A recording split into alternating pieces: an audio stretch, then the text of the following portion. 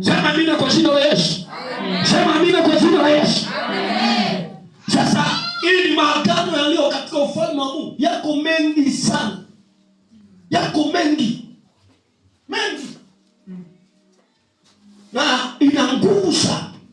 Kama mtu ataunganishwa na agano la Mungu, maana yake ufalme wa Mungu utakuwa na yeye.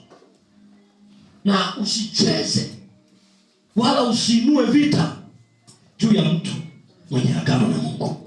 Mwenye agano na Mungu. Wewe ujui ni wapi Mungu alikomtoa. Inawezekana unaweza kuinua vita na mtu yoyote anayeinua vita juu ya mtu mwenye agano na Mungu.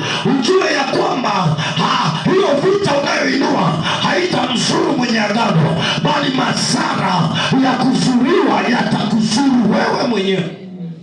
Yaani wakati unapiga mtu mwenye agano, unajipiga mwenyewe. Unapiga maisha. Wakati unasimama kusema ubaya kwa ubaya baba yako ya kiroho, unajilaani mwenyewe. Yes. Alafu baadaye unakuja unamwambia baba, ninaumwa. Akikuwekea mkono anakulaani. Yes.